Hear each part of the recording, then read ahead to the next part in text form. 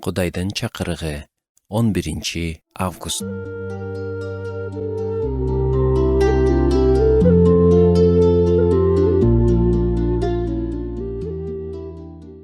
Сиз өзгөрүүнү күтүп жатасыз. Сиз айыгууну, калыбына келүүнү, кечиримди, бирөөнүн телефон чалуусун же жөн гана эс алууну күтүп жатасыз.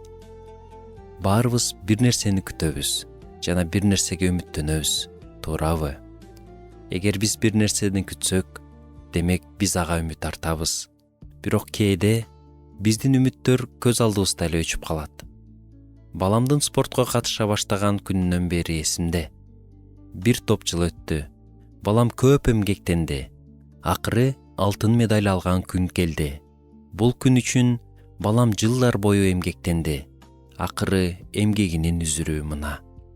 Бирок бул медальды алганга чейин утулуулар болгон. Коло медаль алып калган, күмүш медаль болгон, кайра утулган. Кайбир күндөрдө деги мен максатыма жетер бекем деп калчу балам.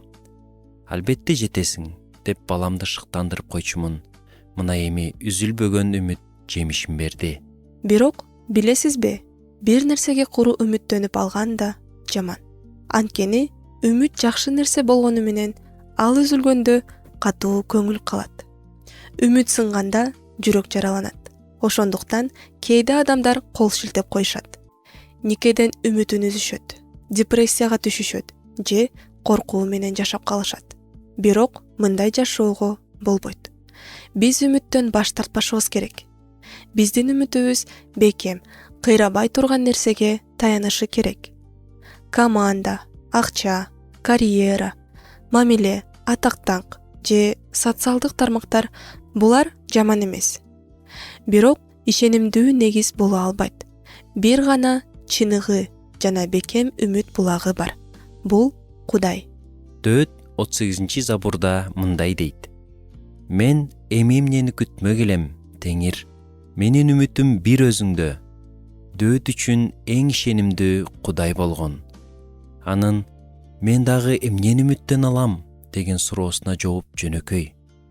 Кудайдан артык эч нерсеге жана эч кимге ишенүүгө болбойт. Сиз азыр үмүтүңүздү эмнеге байлап жатасыз? Сиз эмнени күтүп жатасыз?